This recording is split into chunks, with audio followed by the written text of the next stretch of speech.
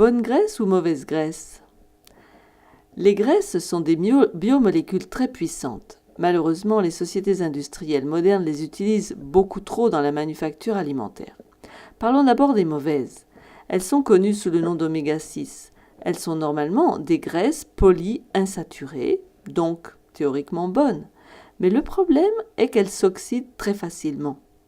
Quand une huile s'oxyde, elle devient rance. Et une huile rance peut produire des substances très dangereuses, telles que les radicaux libres. La personne moyenne consomme une quantité énorme de ces graisses qui stimulent le cancer. De plus, ces graisses oméga 6 diminuent le niveau de vitamine E dans le corps. Ceci, à son tour, augmente l'effet dévastateur des radicaux libres et encourage la croissance des tumeurs. Quels sont ces oméga 6 ? Eh bien, vous les connaissez, l'huile de cartame, l'huile de tournesol, l'huile de maïs, d'arachide, de soja ou même l'huile de colza, bien qu'à un moindre degré. Toutes ces huiles sont utilisées dans l'industrie alimentaire. Elles sont extraites de graines de végétaux et cela veut dire qu'elles n'ont pas de bioflavonoïdes protecteurs. Quels sont les facteurs de risque de ces graisses ? Développement et dissémination du cancer, surtout cancer du sein et de la prostate. Baisse de l'immunité, jusqu'à suppression de l'immunité même.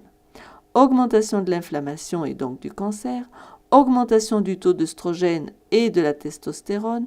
Augmentation de l'insuline qui elle-même stimule puissamment la croissance du cancer et augmentation du cancer du côlon. Parlons maintenant des bonnes graisses.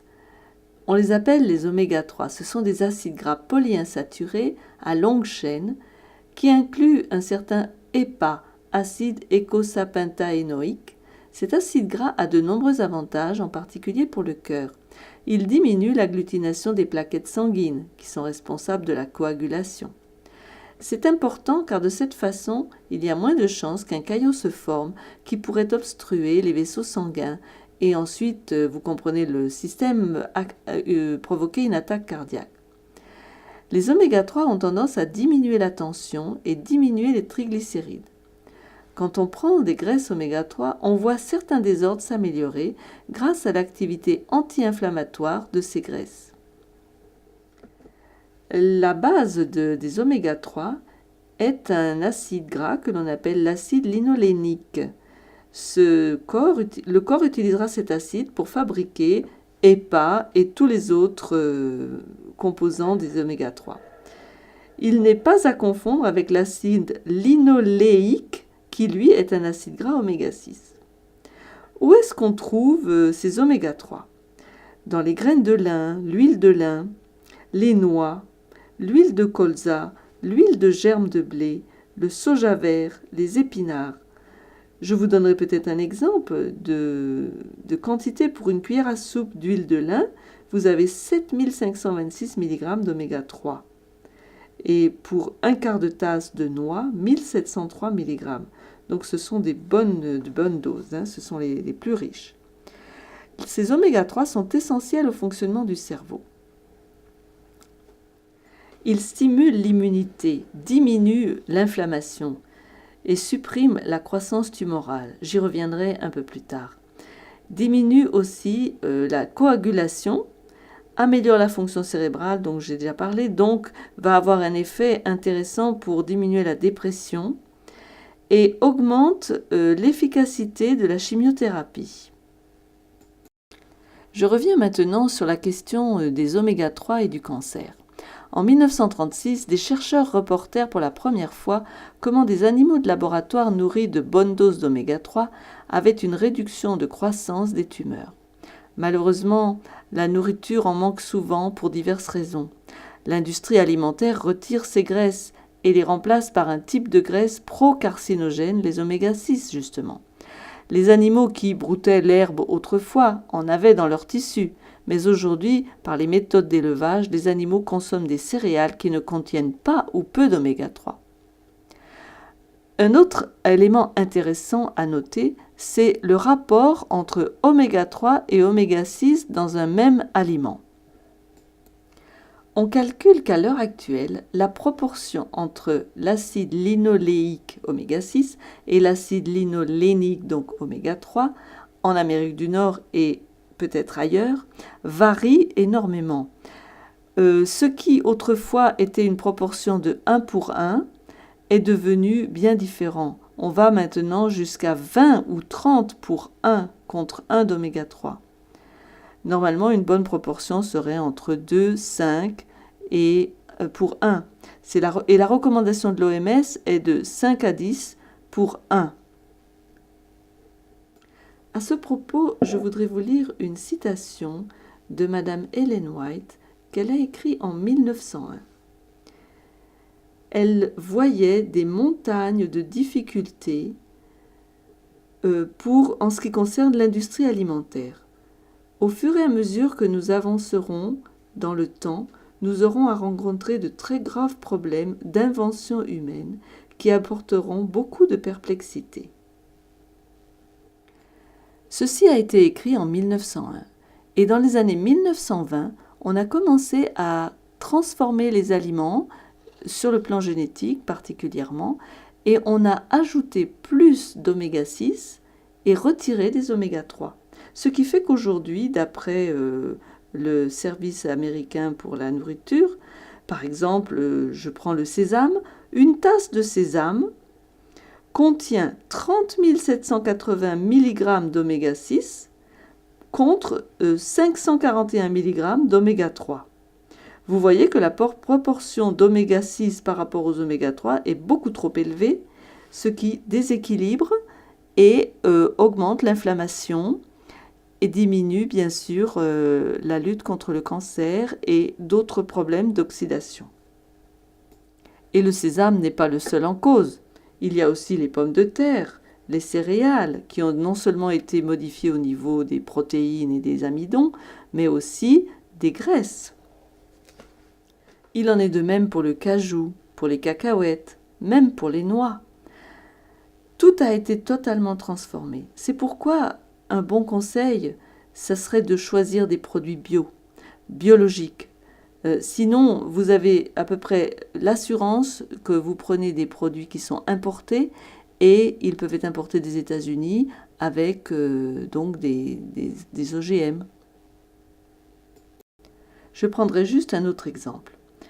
Prenez une tasse d'amandes. Autrefois, elle vous donnait 160 calories, 6 grammes de protéines, et c'était dans les années 2003. En 2006, une même tasse d'amandes vous donne 822 calories, 30 grammes de protéines, et pour les oméga, 8,6 mg d'oméga 3 contre 17 253 mg d'oméga 6.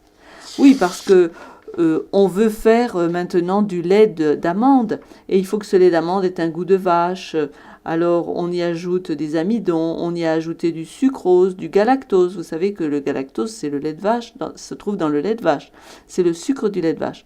Donc on a complètement transformé les amandes pour faire un produit qui est transformé et qui n'est plus du tout aussi sain. Heureusement, il reste encore quelques éléments, quelques aliments, je dirais, qui sont sains. Je pense aux graines de chia. Vous savez, cette petite graine noire, pour 2 cuillères à soupe, là vous avez 4 grammes de protéines, 4915 mg d'oméga 3 et seulement 1620 d'oméga 6. Donc à consommer souvent dans un smoothie.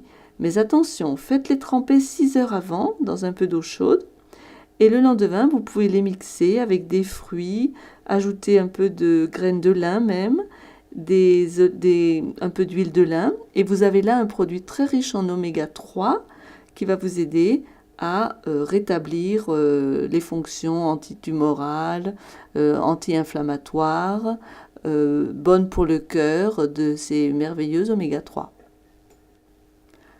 Pour améliorer votre nourriture, vous pouvez éviter les aliments tout près du commerce qui contiennent ces huiles de tournesol ou autres contenant ces oméga 6. Tout ce qui est biscuits, gâteaux, chips, pains commerciaux, crackers, tartes, Tout cela contient ces huiles qui sont riches en oméga 6 et qui vont créer chez vous de l'inflammation. N'utilisez pour cuire que de l'huile d'olive ou bien cuisez vapeur. L'huile d'olive est une huile mono-insaturée, mais elle est très stable, elle supporte beaucoup mieux la cuisson. Mettez du curcuma avec l'huile car c'est une substance anticancéreuse puissante, antioxydante et un flavonoïde antibactérien. Et finalement, la meilleure façon de consommer des graisses, c'est de les choisir directement dans l'aliment. Plutôt que de prendre l'huile extraite de l'olive, ou plutôt que de prendre l'huile de tournesol extraite du tournesol, mangez directement les graines de tournesol, mangez les olives, mangez les noix de cajou. En les faisant tremper, c'est encore plus léger et vous pouvez en consommer davantage, ce qui fait que vous enrichissez votre nourriture en graisses, mais pas seulement graisses, minéraux de toutes sortes, et vous vous protégez contre l'inflammation et vous vous enrichissez en différentes vitamines. Donc, tous les avantages, surtout la vitamine E. Puisque cette rubrique concerne l'actualité, vous avez vu que c'est un problème très très réel aujourd'hui dans notre société et il faut comprendre, comme nous le disons chaque fois, que tout a été transformé et que le but n'est pas de vous donner une meilleure santé, mais au contraire parfois de même vouloir la détruire. Donc il faut que vous soyez prudent, que vous regardiez les étiquettes et que vous vous intéressiez véritablement à ce que vous mettez dans votre assiette, parce que cela va conditionner l'état de votre corps, de votre santé, mais aussi l'état de votre cerveau.